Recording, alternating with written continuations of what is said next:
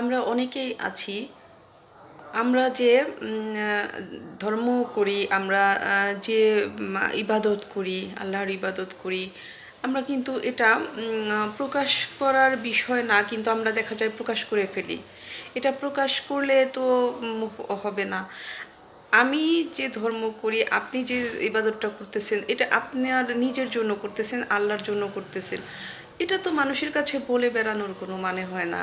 যারা দেখবেন অতিরিক্ত ধর্মভীরুতা দেখায়, তারা বাস্তবে কোনো লেশমাত্র নেই তাদের সেই ব্যবহার, তাদের সেই মানে যে ধর্মীয় জ্ঞান যে সে বোঝায়, দেখায়, কথায়, আপনার লিখায়, সব কিছুতে কিন্তু আপনাকে বোঝাচ্ছে আমি খুব ধর্মভীরু। অথচ বাইরের জগতে সে পুরোটাই উল্টা, এটা জেনে রাখবেন।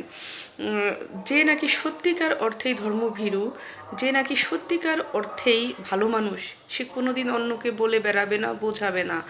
সে তার পথে চলবে, আল্লাহর পথে চলবে। আল্লাহর যে পথটা, সেটা চুপচাপ চলবে। সে কখনো তার মানে কোনো কিছুতে ফুটিয়ে তুলবে না যে আমি খুব ইবাদত করি, আমি খুব অমুক করি, তমুক করি। কথায়, লিখায় কোনোভাবেই না, অঙ্গভঙ্গি কোনোভাবেই না। আসল ধর্মভীরু সে, যে তার ধর্ম সে পালন করছে, আল্লাহকে ডাকছে, ইবাদত করছে, কিন্তু সে গোপন রাখছে।